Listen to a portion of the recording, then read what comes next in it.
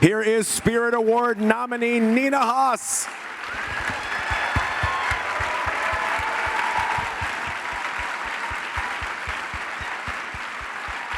Welcome. Have a seat. Good to see you. Welcome, Nina. You know how much I love this movie. So much. So good to be here. Impressive. You know, you have such a warmth about you, but you do have such a confidence in your performance in this film. I'd be curious to know when you were kind of in the process of, I don't know if this was an offer or a read or how this all came about. Were you like, oh, this is mine, this part is mine, or were you unsure of whether you were going to get it? It was an offer. Oh, yes. that was good. That was good. No, I was really curious about Sharon, and I was, of course, very curious to work with Todd and with Kate as a partner, obviously, because I find her an incredibly exciting actress. And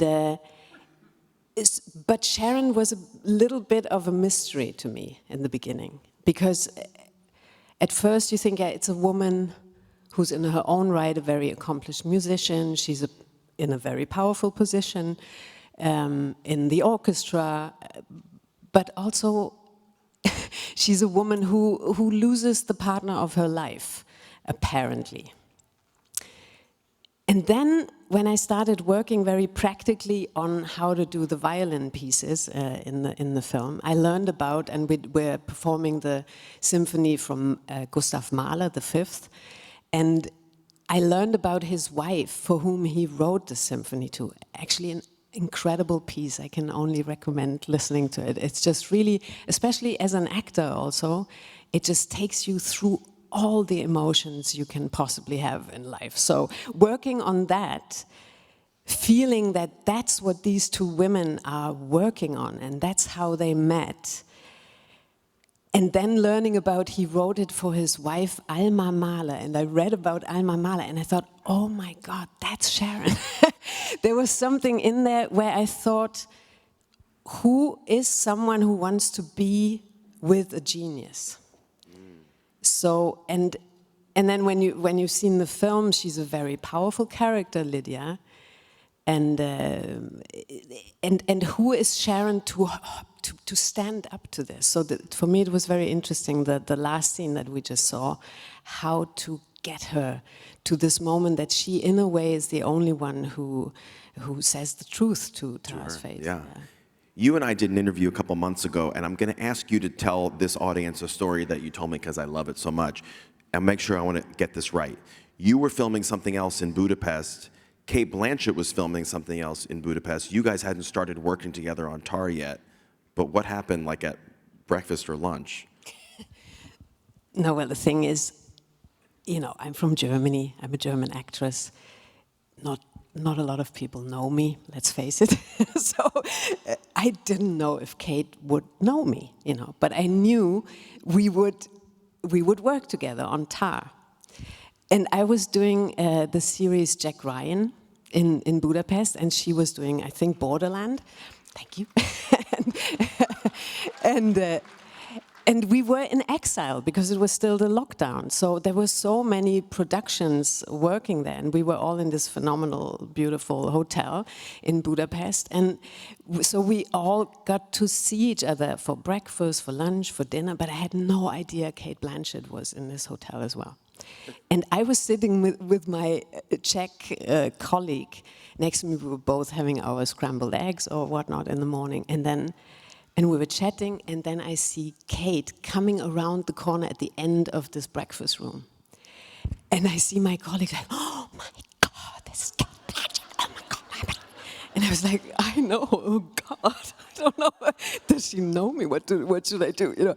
And then, and she then looked up, you know, and then, Nina!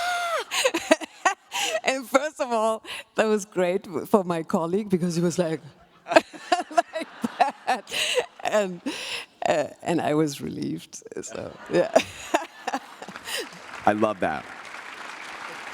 And it only went on from there. I mean, the relationship is obviously so strong. You guys have become birds of a feather, and I mean, it's been fun to watch. You have a musical training background, do you not? Explain to us what it is and how that might have helped you with this film, even though it's not what Sharon does. No, I do play the piano. I've done that since I was, I don't know, 6 or so. And for a while, I considered doing opera.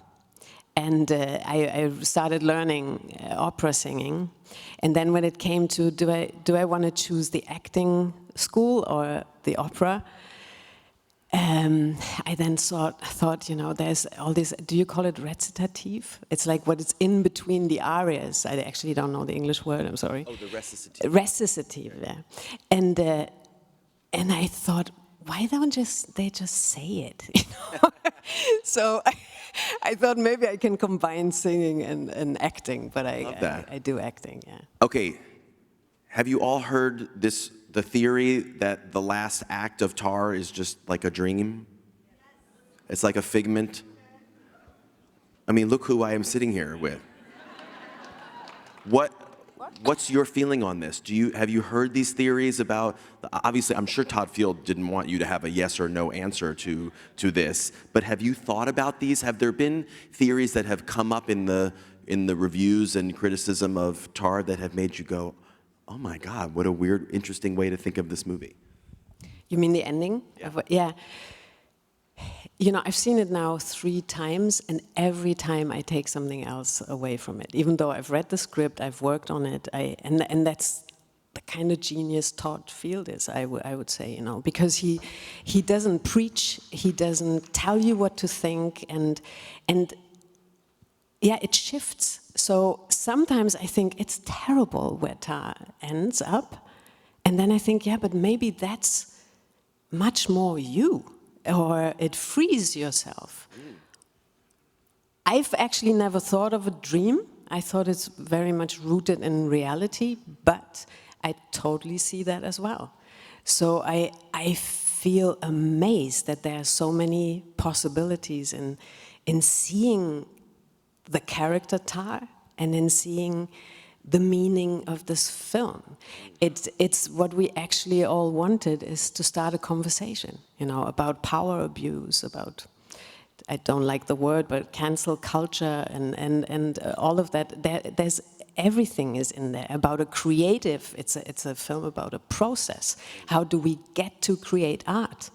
You know, and how to lead an institution and keeping your freedom as an artist at the same time. You know, can we actually change all these institutions? You know, all these. There's so much in it. So I don't know what the ending means. I'll accept it. I'll accept it. I'm so glad that you're here, Nina Haas. Everyone, thank you so much. Thank you. Hang out there.